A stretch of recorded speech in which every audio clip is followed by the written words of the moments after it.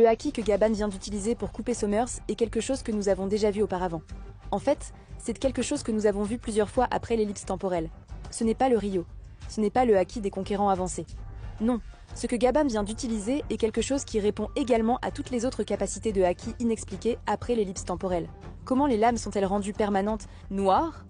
Comment Joy Boy a-t-il pu stocker le haki dans un nœud pendant 800 ans? Comment les poneglyphes, indestructibles? La réponse à toutes ces questions vient d'être donnée par cette attaque de Gaban sur Sommers, l'infusion permanente de haki. Cela nous sautait aux yeux depuis le début. Les utilisateurs de haki expérimentés sont capables d'imprégner le haki de manière permanente, de sorte que ses effets ne laissent. C'est ainsi qu'une épée peut être rendue définitivement noire. C'est ainsi qu'un nœud peut stocker le haki pendant 800 ans.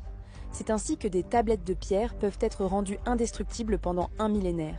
Et c'est ainsi que vous pouvez arrêter régénération. Nous avons vu des preuves de l'infusion permanente de haki tout au long de la presso-temporelle.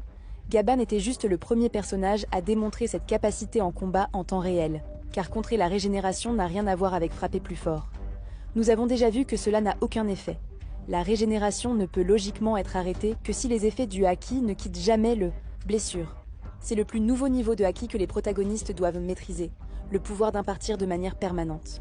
Haki, l'aptitude que Joy Boy avait autrefois que Luffy devra apprendre, le pouvoir que Zoro devra apprendre s'il veut, créer des lames noires permanentes, le pouvoir que tout personnage espérant vaincre un chevalier de Dieu ou un Gorosei devra apprendre pour contrer la régénération, l'infusion permanente de haki.